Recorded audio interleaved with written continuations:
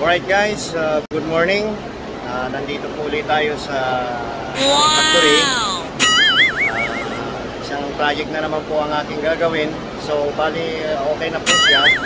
And update po dahil may mga dumating na materyales para ikabit po dito sa synchronized panel. Tawag po dito sa panel na yan ay synchronized panel with server. So pwede po siyang i-operate kahit saang document sa mundo naroon yung operator. Ipapakita ko po yung drawing kung ano po ang operations nito at kung ano po yung customer.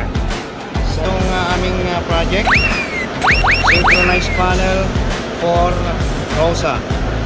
So ito po yung customer namin, First Fix. Ayan po, so ito po yung kanyang layout. Ayan po, so ayan po yung company namin, Power Center. Ayan, so bali yan po yung aming mga ayan po. Ayan, so bali ito po yung kanyang control panel or yung control wiring. Ayan, so marami po siya. Ayan, so bali yan po ang kanyang mga connections. So isa-isahin ko lang po yung kanyang mga materyales. Ito po yung kanyang intelligent base box. Galing po ito sa COMAB from Czechoslovakia or Czech Republic, sorry po. So ayan po yung kanyang project COMAB. Ayan po yung kanyang mga devices. Yung mga kanyang fuse, relay. Ito po yung kanyang power supply, transformer. Ito naman po yung battery charger. Ayan po. Ito naman po yung kanyang terminal blocks na kung saan po connection yung mga customer. Ayan.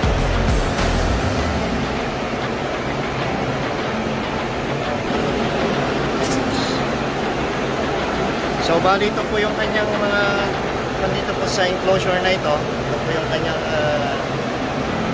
bridge NT o tinatawag po na internet bridge NT. Ito po yung kanyang server. So bali magko-connect po siya sa bawat sync panel or dito po sa COMAB intelligent. Ayun po yung nakikita mo niyo po yung device na yun, yun po yan. Ayan po yung kanyang thermostat, fuse. So ito naman po yung kanyang display. Bali meron po siyang dito po sa column na ito, meron po siyang 4 na display. Bawat sync panel meron po siyang display. Ayan. So ito naman po yung kanyang pinakamalaking display. Ito po yung pinaka main panel niya o pinaka main display niya. Ayan. So bali tatlong column po ito. Nakikita nyo.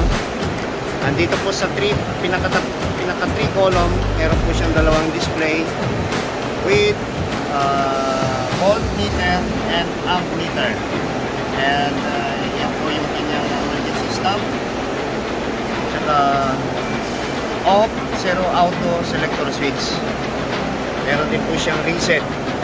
So bali yan po lahat yung pinaka main component po ng synchronized panel na ito. So updated po ay makukumpleto na po siya para ma-deliver na po sa aming customer, which is ito po yung First Fix company.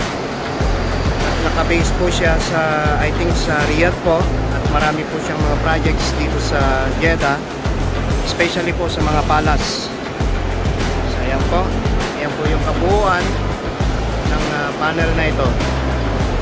So at magandang umaga po sa ating lahat.